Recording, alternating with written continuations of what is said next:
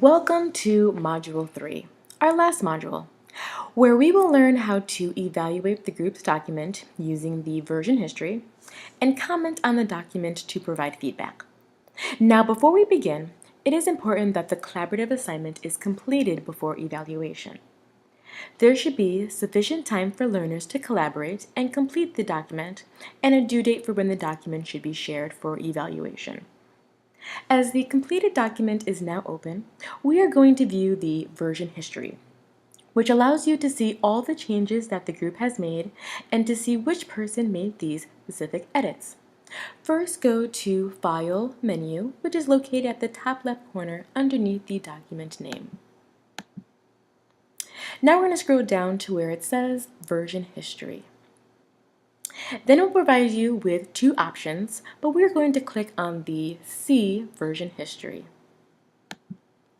A new screen will open that has the version history timestamps of when the document was worked on, right over here on the right.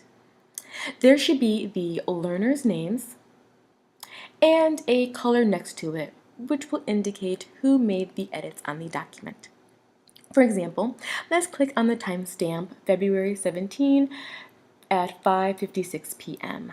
And this is the imported Word document that was transferred over here to the Google Docs.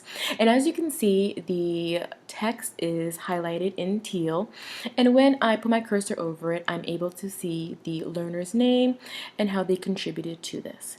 Now you can also go through all the timestamps just to verify that each group member has contributed to the document and made the necessary edits for collaboration.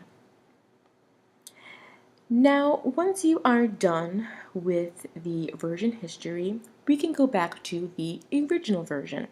So, to do so, you're going to go to the top left, right next to the date, and click on the arrow next to the document name, and it says back, and we'll click on that to go back to the original version. Now that we have viewed the version history to see group contribution, we are now going to learn how to use the comment feature to see if learners were communicating with each other during the assignment. You will be assessing that each learner has left 3 to 5 comments on the document.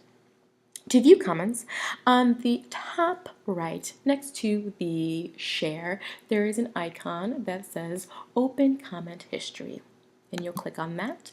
Then you're going to click on where it says comment to add your comment. Now your name will appear along with the text box, and this is where you are going to be providing the appropriate feedback to the learners during their editing process together. Once you are done with your comment, then you are going to click the post comment for your learners to view. To ensure that our learners have an understanding of using the collaborative features in Google Docs, you are going to be creating your own rubric to assess student contribution and completion of the collaborative group assignment. Here is an example of the summative assessment rubric that you might be making. So, on the summative assessment, it is very important that you do have the following criteria to grade your students: sharing settings, chat feature, comment feature, and group collaboration. Not only should you be having these following criteria, but you also need to see if your students have exceeded expectations, met expectations, needs work, or failed to meet expectations. And this is going to be the final assessment on the completed project. Now, as we conclude our training modules, hopefully you will soon master the skill of utilizing Google Docs to implement into your own classroom for collaborative purposes. This is a great application to incorporate into your lessons, as this can beneficially impact your assignments and student collaboration.